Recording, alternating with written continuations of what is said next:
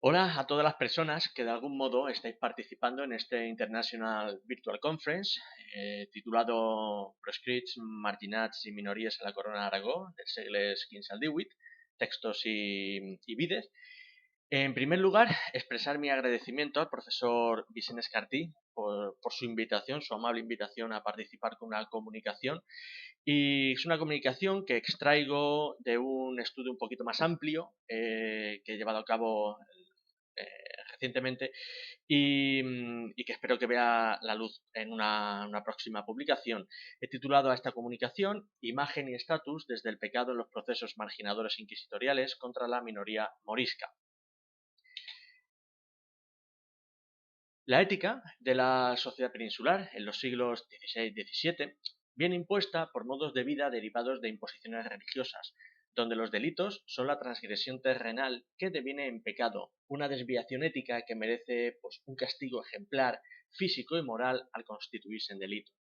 La lista de términos recogidos como delitos contra la fe por el Tribunal de la Santa Inquisición sirven para reconstruir tanto los procesos marginadores empleados contra la minoría morisca como la imagen y estatus que en realidad representaban estas personas, una de ellas perfectamente integradas en la sociedad cristiana. Con esta comunicación voy a tratar de reconstruir un acercamiento a la imagen y estatus de estos devenidos marginados dentro de la comunidad a través de un proceso inquisitorial del Tribunal de Valencia. La identidad se ha convertido en una de las grandes cuestiones de nuestro tiempo, en el que el debate sobre el concepto de identidad ha girado siempre en torno a la propia cuestión que plantea, es decir, si el sentimiento de ser uno, de tener su idiosincrasia, se mantiene invariable a través de las diferentes situaciones vitales por las que pasa un individuo o si es un hecho situacional y multifacético. Erikson concibe la identidad como el sentimiento de mismidad y continuidad que experimenta un individuo en cuanto a tal que surge con la pregunta ¿quién soy? El concepto de identidad requiere una reflexión y toma de conciencia de lo que se es como persona. Esta reflexión surge también al ser miembros de un grupo, de manera que pasarán a formar parte de la identidad aquellos elementos del grupo que se consideran significativos. Se ha de partir en este trabajo de que la identidad no se percibe como algo inherente o estático, por mucho que las voces oficiales de un periodo así quieran reflejarlo, como sucede con las imágenes que se proyectan sobre los moriscos sentenciados por la Inquisición. Surge, pues, la necesidad de reflexionar sobre cómo la identidad no es algo que se da cuando se nace, sino que es un proceso, se va construyendo y transformando a lo largo de la existencia del ser humano. De modo general, se trata la cuestión del hecho identitario cuando esté expuesto en duda o se necesita reforzarlo, como ocurrió en el proceso de obligada aculturación dado durante la forzosa conversión al cristianismo de los musulmanes en la península ibérica de los siglos XV al XVII. Una época y un espacio en el que la sociedad peninsular era culturalmente diversa y, en cierto modo, abierta a la ida y venida de realidades extrañas y conocidas, lo que significaba el poder comparar y, de alguna manera, elegir entre una gama de ideas, principios y demandas, a su vez defendidas por otros individuos y grupos. Sin embargo, este hecho no implicó necesariamente una inclusión en la sociedad a la que pertenecían los moriscos, pues la identificación del individuo también significó división, exclusión y diferencias entre los individuos de la minoría morisca y el grupo dominante. Además, hay que tener presente que las identidades no se eligen, sino que vienen impuestas por estar dentro de un sistema caracterizado por el poder social o estructural. El Tribunal del Santo Oficio nació para preservar la fe católica. Se ocupó de perseguir los delitos relacionados con las consideradas grandes herejías, judaísmo, maometismo, protestantismo, etc.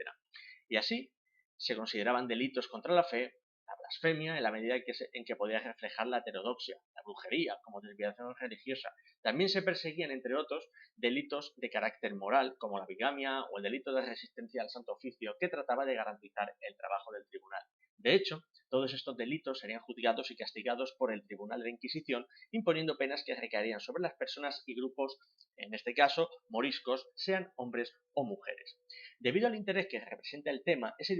evidente que este ha sido objeto de numerosos trabajos e investigaciones desde distintas disciplinas, enfoques y posturas. Sin embargo, en los abundantes estudios hay un aspecto interesante que nos llamó la atención y que merece ser el núcleo y centro de interés, que es cómo estatus y marginalidad parecen ir de la mano en los procesos inquisitoriales contra moriscos y cómo a partir de estos se puede reconstruir una imagen identitaria individual del procesado. Es decir, un interés dirigido Igualmente, analizar los comportamientos tanto de los inculpados por el delito como de la propia institución que lo juzga, utilizando los propios procesos para poder definir un aspecto identitario individual de los procesados más allá de la imagen forjada por la Inquisición.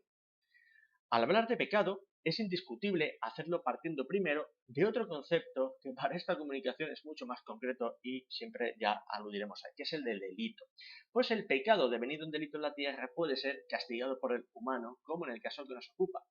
Se define el delito como esa acción u omisión voluntaria o imprudente penada por la ley, una acción penada por las leyes por materializarse en perjuicio de alguien o por ser contrario a lo establecido por aquellas. Concretamente, y como he citado al principio sin referirlo, lo que mantiene el investigador Tomás y Valiente al decir que a lo largo de los siglos XVI y XVII el delito es un desvío ético que merece una sanción moral y un castigo físico ejemplar. Y es que en el siglo XVI el significado del término delito seguía siendo impreciso y su uso se definió dentro de una lista refiriéndose a pecado como la herejía, la apostasía, la simonía, la usura, el perjurio, la blasfemia, el adulterio, la bigamia, el incesto, el estupro, la sodomía, el suicidio, el falso testimonio, el concubinato y la bestialidad. La Iglesia identificó los precedentes términos como delitos contra la fe. Esta misma lista fue adoptada por el Tribunal del Santo Oficio de la Inquisición, formando parte de su jurisdicción. En esta época, el significado de delito incumbía no solamente a casos de honor, solamente incumbía a casos de honor en los religiosos, en lo concerniente a lo religioso, a lo social y a lo personal. No obstante, el concepto de delito evolucionó a partir de la segunda mitad del siglo XVI, pasando a incluir los disturbios públicos, hecho que se corrobora cuando en la Semana Santa de 1656 Felipe IV solicitó del Consejo Castilla el castigo de los pecados públicos, además de la vigilancia atenta de la decencia de los trajes femeninos, la prohibición de los lugares públicos a las mujeres de mala vida, así como a las muy jóvenes, enviándolas a galeras donde no se ofende a Dios y en donde no pueden arrepentirse. Las señas de identidad de los moriscos, aquellos componentes y elementos principales que identifican a una persona relacionados con su carácter, profesión e ideología, se resumen en la frecuente calificación e identificación de no cristiano, siendo común encontrar los rasgos identitarios de los miembros de esta comunidad identificados en lo que desde la visión del vencedor cristiano impuso sobre ellos, por lo que se hace necesario escarbar en las fuentes para poder trazar una imagen identitaria, más bien imágenes en plural, que se alejen de aquellos rasgos comunes a la comunidad en la que se insertaron para adivinar aquellos individuales. La religiosidad será una de las señas de identidad más importantes que se refleje en los textos de la época. Son patentes el amplio número de elementos que refieren a las señas de identidad, como el hecho de continuar con ceremonias rituales y funerarias, la oración, el ayuno, celebrar las fiestas más importantes y otras más específicas. Otro de los elementos es el referente a las prácticas etnológicas, es decir, los cultos y tradiciones que deben cumplir, referidas estas a la planificación y organización de las acciones por las que debe pasar el hombre y la mujer, desde el matrimonio, la familia, lo concerniente a la muerte. En el desarrollo de las identidades, el contexto jugó un papel muy importante en el que la Inquisición ejerció de modeladora de personas al hostigar más la práctica real de estas que el dogma, ya que la intencionalidad del acto era más perseguida que la propia realidad objetiva. El deterioro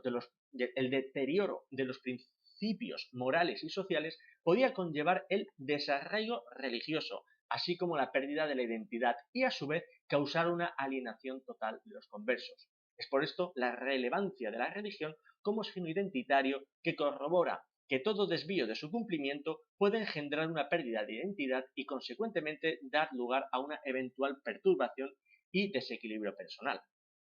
Otra cuestión vinculada con la identidad es la que tiene que ver con la apariencia y la simulación, ya que ante la cotidianeidad de estar bajo la atenta mirada de una sociedad suspicaz y la siempre amenaza de la represión inquisitorial, los moriscos tuvieron que simular ser cristianos. Sin embargo, también hay que añadir que la minoría morisca, al intentar demostrar que profesaban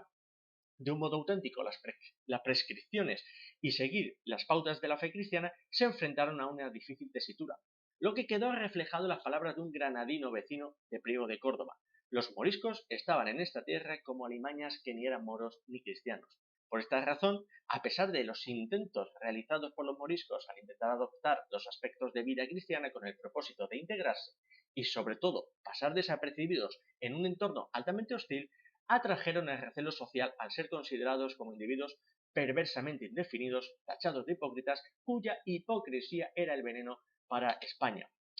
Para ello, y porque el volumen de sentencias trabajadas es bastante más amplio, se ha querido traer a esta comunicación un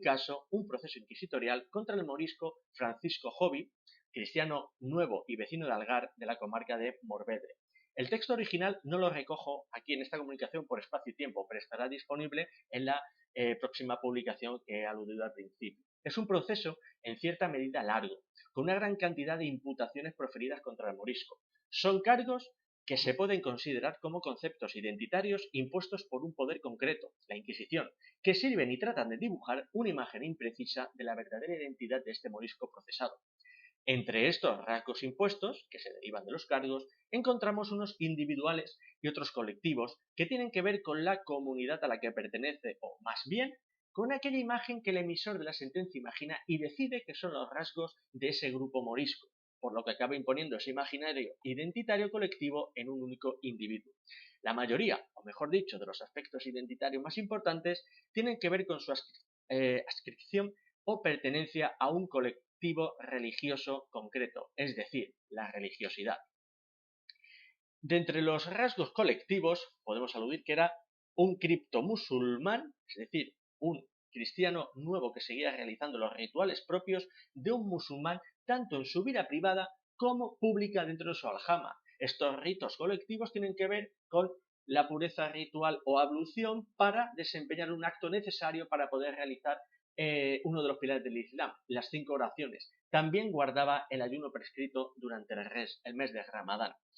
Era practicante religioso que participaba de los espacios y encuentros grupales para el rezo y para la enseñanza de la doctrina islámica. De hecho, su casa servía de mezquita y de madrasa al mismo tiempo. Este lugar servía de reunión de la comunidad y de personalidades doctas de la religión islámica que el Tribunal de Inquisición cataloga de alfaquines y a su vez que se utilizaba para la enseñanza del Islam a miembros de la comunidad.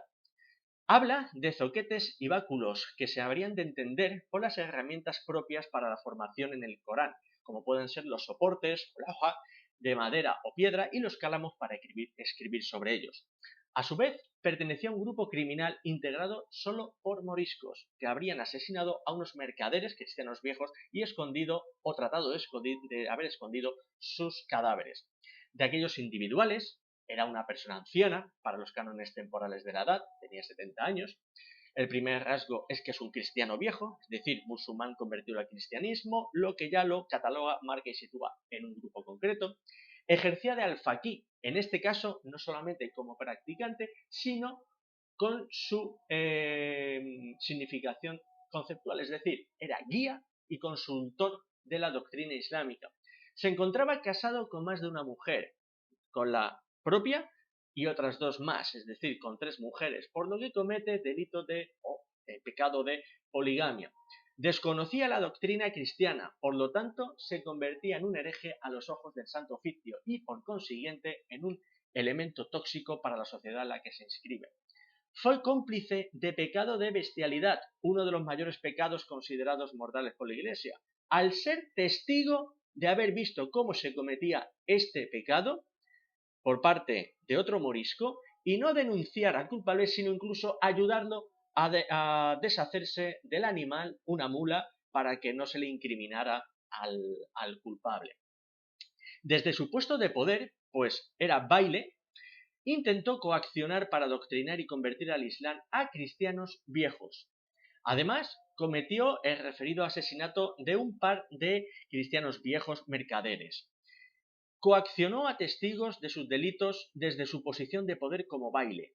Sobornó incluso a autoridades cristianas, jueces que él conocía, y dio falso testimonio en el proceso inquisitorial.